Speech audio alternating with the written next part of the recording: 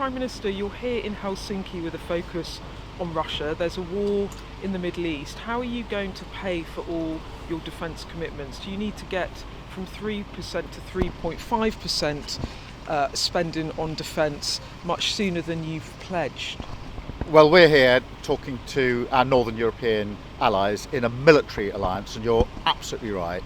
The focus here is very much on Russian aggression in Ukraine, and we have to accept that there's a war on two fronts. There's the Iranian conflict and the continuing Ukrainian conflict. Today I'll be talking to allies about what more we can do. Of course there'll be discussions about defence spend, also defence capability, and today I'll be making clear to them that I'm giving permission for the UK to intercept shadow fleet, Russian shadow fleet ships. These are ships that are unlawfully breaching sanctions, usually with oil, and we'll be working with others on that project. On defence, obviously, I've already committed to increasing defence spend. We have commitments to go further, and we will keep those commitments. Okay, and Prime Minister, in the US yesterday, Meta and Google were found liable in a social media addiction trial.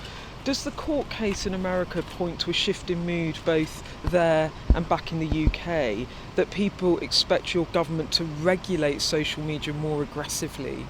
I think it does, and obviously we'll study that ruling very carefully, but I'm absolutely clear that we need to go further. The status quo isn't good enough. We need to do more to protect children. That's why we're consulting about issues such as banning social media for under 16s. I'm very keen that we do more on addictive features within social media. We've already taken the powers so that when we get to the end of the consultation, we don't have to wait years to implement this. But I want to be really clear, it's not, if things are going to change. Things are going to change. The question is how much and what are we going to do, and that's what we're working on. I'll be saying some more about this tomorrow.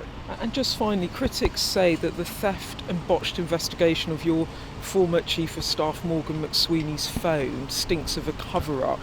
Can you understand why people are suspicious about his phone being stolen just as the Mandelson scandal was unfolding? Well, the phone was stolen. It was reported to the police.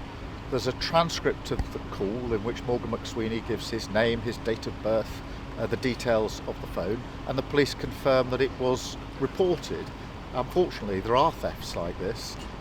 It was stolen, it was reported at the time, and the police have acknowledged and confirmed that that is what happened. And the idea that somehow everybody could have seen that sometime in the future there would be a request for the phone is, to my mind, a little bit far-fetched.